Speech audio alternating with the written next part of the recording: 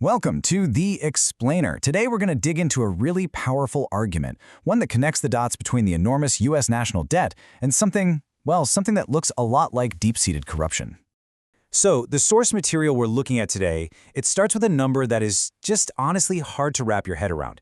$1 trillion. And that's not the total debt, not even close. That's just the deficit, the shortfall in the first 5 months of this fiscal year. Think about that. And that number, that $1 trillion, it's really just the tip of the iceberg for the story we're about to unpack. All right, so here's how we're going to break this down. First, we'll look at that trillion-dollar question. Then we'll zoom into a case study in Los Angeles. We'll look at two sides of the coin, see the bigger picture, and then land on this really heavy question. Is this a deficit of morality? Trust me, you're going to want to see how this all connects. Okay, first up, the trillion-dollar question. Let's really try to get a handle on where all this money is actually going.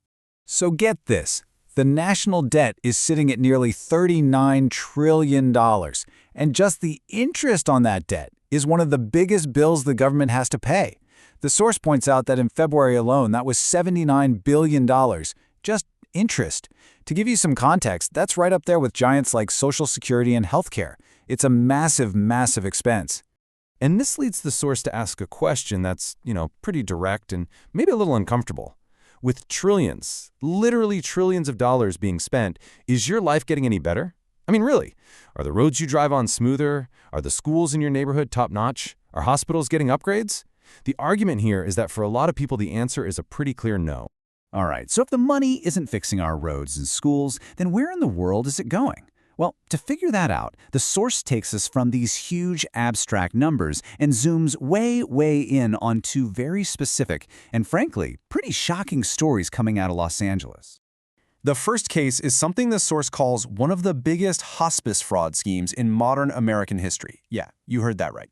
It's a system that's apparently built to prey on the most vulnerable people, right when they need our help the most. So here's how this whole thing allegedly worked, according to the source.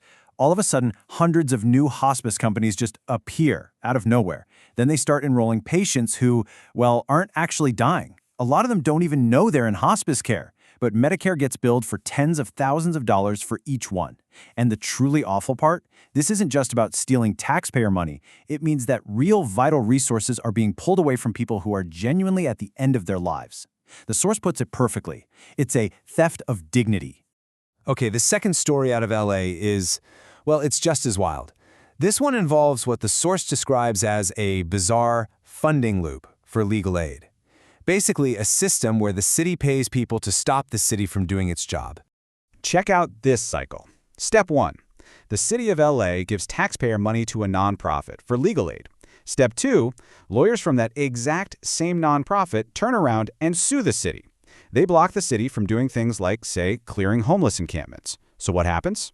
The city can't enforce its own rules. And then, the punchline, the city ends up paying out settlements and legal fees to the very same lawyers it was funding to begin with. It's a perfect, frustrating loop. So you've got these two stories, right? The hospice fraud and this legal aid loop.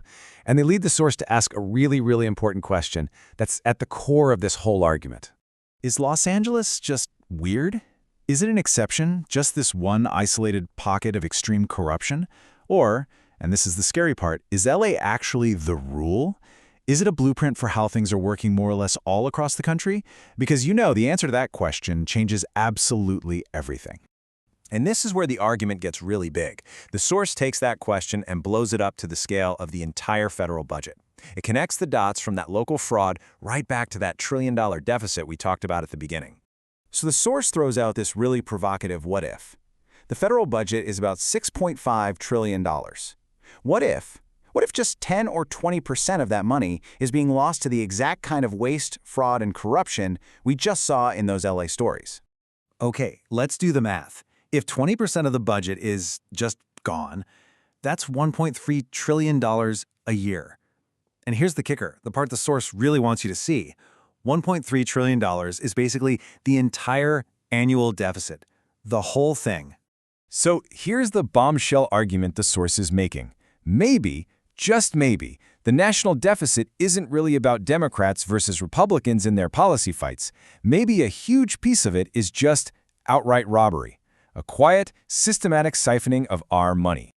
All right, for this final section, the source takes a step back.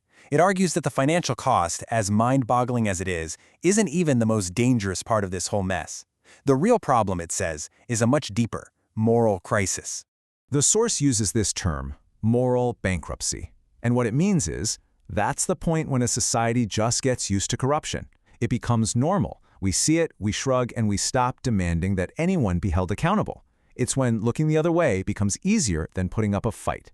And the claim here is that this is a pattern we've seen throughout history. The source even brings up the fall of the Roman Empire. The idea is that great nations don't just run out of cash. First, they run out of virtue. They run out of that sense of shared responsibility, when citizens just don't feel connected to their government anymore. And all of this leads to the source's ultimate point. The real deficit, the one we should be terrified of, isn't measured in dollars. It's something much harder to fix.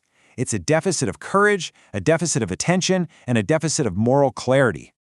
So that's what we're left with, this final, thought-provoking question that the source puts on the table.